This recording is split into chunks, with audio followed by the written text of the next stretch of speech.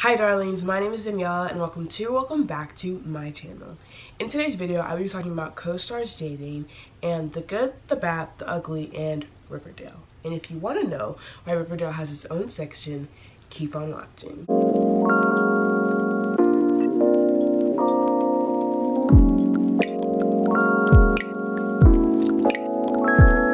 I started writing this video in like February or March, so some of the places that some of these couples are don't really make sense kind of, but I'll explain where I was coming from at that time and then explain how they fit into their positions now as well. Without further ado, let's get right into this video. Start off, of course, we are doing the bad, and the first couple that I'll be talking about are Ross Lynch and Josh and Claire from The Chilling Adventures of Serena. Now, I actually do not watch this show, but I put them in the bad section because people were just racist to them.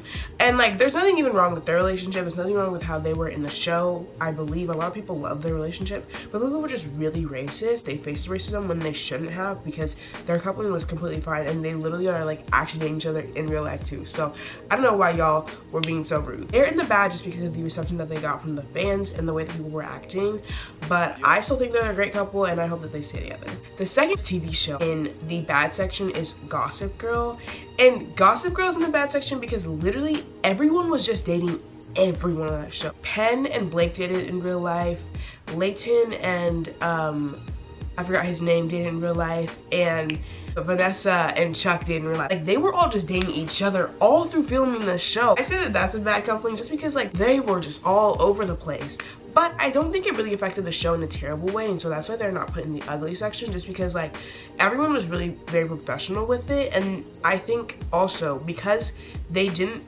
like put their in real life couplings as what they wanted in the show, it didn't really like affect the show in a bad way. The last TV show is Glee, and the only couple that I'm putting in this section are Leah Michelle and Corey Monteith. I don't really know how to pronounce his last name. The only reason that I put them in the bad section is because of the loss and death of Corey. I think because they were actually dating in real life and they were dating in the show, not at the time that he died, but they had an endgame relationship in the show, and we knew that they were going to be endgame in the show. Losing Corey made it even worse. You knew that like she was grieving terribly as Rachel Berry, but also as Leah, and losing like her like boyfriend and someone that she really loved. And so I put them in the bad only because of that, because it just really, it affected the show. And I like honestly feel like the show shouldn't have gone on to season 6. Like, it definitely should end at season 5. And I feel like the loss of Corey really affected the show in a bad way, and the lack of their relationship in the show also kind of affected the show in a bad way. So those are the couples in the bad section. Now we're going to get into the ugly section of co-stars dating each other. So the first show in this section is High School Musical, the musical series, with Olivia Rodrigo and Joshua Bassett. And I don't really think I need to explain very much here, but you know, I think the ugly within that we saw, because I mean, we got Sour out of it, we got Lie Lie Lie out of it, we got Sabrina. Like, it was just a big mess, and I think it honestly was just really unprofessional when you like think about it in the sense of their show. Like, they could have handled it in a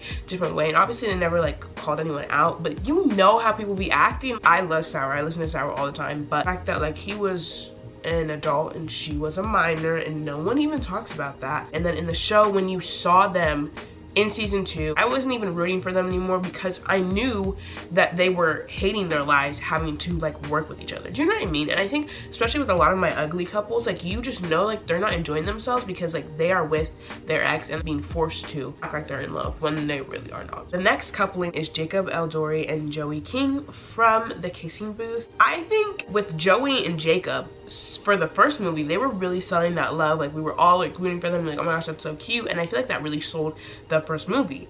And then when they broke up, it just kept going downhill and downhill and downhill, with Jacob looking like he was literally in pain in every single scene. And then literally Joey being like, yeah, I'm never gonna date a co-star again because of their relationship.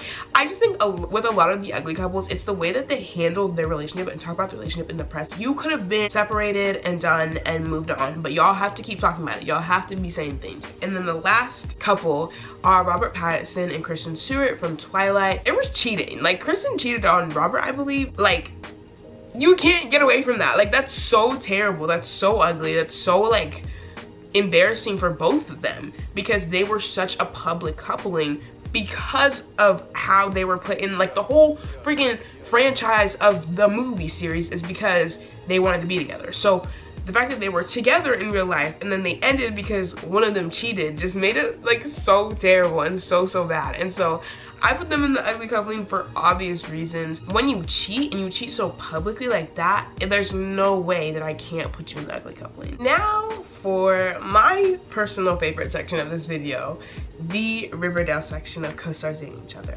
Now, the only confirmed couplings in the Riverdale cast were Lily Reinhart and Cole Sprouse, and they were also dating each other as their characters in the show. And then Camila Mendes and Charles Melton, and they were also dating each other in the show. I have Riverdale in their own section because when we talk about Riverdale, we talk about season 1, because season 1 of Riverdale was amazing. It was quite excellent. It was one of my favorite shows at that time.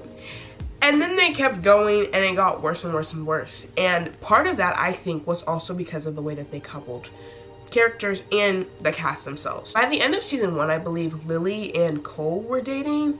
And so they started to move away from Archie and Betty and more into Betty and Jughead. And that was already happening in season 1, but it was like solidified in season 2. And then with Camila and Charles, they had a cast change. They switched to Charles Melton, which I'm not mad at because I love Charles Melton, like, shout out to him. The main issue that made Riverdale its own section is the fact that the writers played into their in real life couplings. I personally believe so, because the way that Betty and Jughead were like the main couple in the show, like as soon as Lily and Cole were like dating in real life and Betty and Jughead were dating in the show, like the KJ and Betty like stands were like it was over for them. Like it was not happening. Like you couldn't see it happening for them. And with Charles and Camila, I don't really think that they were a very public relationship, and their breakup was like really chill as well. But I just think the way that they were together in the show, I love them as a couple. Like I really love seeing them as a couple in the show as Victoria and Reggie. And so when they broke up, and I believe that they broke them up on the show as well, it was just awkward, and it was like, oh, like it was sad. Like it was a sad like way to see them end. With Lily and Cole, they were pretty public with their relationship, like always posting about each other on social media and all that fun stuff. But then they were also really public about their breakup, and I believe that they made a public statement about their breakup. And when you start making public statements about your breakup, that's just asking for bad attention. And so with that, then they broke up, Betty and Jughead, I believe, in the show, and both of those two couples in the show broke up, and they broke up in real life. And so it was just awkward to see how the writers were really playing into not only like the casts, like real lives, but also like playing into the show and putting those things together. And I feel like if the writers had just like not done that and stuck with what they had possibly already planned, it wouldn't have made it so bad. It made it seem like the whole cast was like just really awkward and uncomfortable in dating because of it, because then they put Archie and Victoria together, and they put Archie and Betty together, I believe. I'm not sure. I don't watch the show. I stopped watching after season 2. So if I'm wrong, please correct me in the comments. But I believe that they put those two together too. So it was just like a mess. And I feel like if they hadn't done that, it would have been better. And now for my, okay, I said that Riverdale was my favorite section, but I think the good of co-stars dating each other is really my favorite section because I love talking about these like couples. So I'm gonna start off with Outer Banks with Madeline Klein and Chase Stokes. Now, at the time that I had written this video, they had not confirmed their relationship, I believe, but then they shortly did confirm their relationship, which was really nice. But apparently they broke up, so I don't even know what's going on there. But I put them in the good section because they started off not dating, and you could see that they had really great chemistry in the show, so the acting was good for their romantic scenes. Then they started dating, and then for season 2, you were like, yes, even more, because their acting was really great, and you were like, oh, like they're actually in love. Now for season 3, I don't really know what's gonna happen because apparently they've broken up. I don't know if that's for sure, but if they did break up, I don't know how that's going to affect the way that their acting will be. I don't really think that it will. Like, I think that they will still be really, really good, but we don't know. We will see in season 3. So I have them in the good section. They could be switched to the bad section. They could be switched to the ugly section. We don't know. So the next relationship that I'm going to talk about, or co-stars dating, are Tom Holland and Zendaya in the Spider-Man movies. Now, at the time that I had written this, they had not confirmed anything. Now that they have, I feel like it's even better for them. I think we'll even add more build up to MJ and Peter's relationship in the movies, and so I think it'll actually benefit them. And even when they were dating in private and we didn't know, that like possibility I think really benefited the movies as well, because every single time that we saw MJ and Peter on screen, we were like, ooh, like, is this acting or is this real, and all that kind of stuff. Like, it low-key seems like a publicity thing, but like, if it is, they're doing it really great because they're getting so much more publicity for No Way Home. That trailer with MJ falling is making everyone freak out, and I think that it's going to benefit them really, really well. I think that they are a great couple and a good example of good co-stars dating each other. And last but certainly not least, because this is like my favorite coupling to talk about, are Noah Centeno and Lana Condor from the To All the Boys series. Obviously they are not dating because Lana has been dating her boyfriend for like years and before they even started like filming the movies.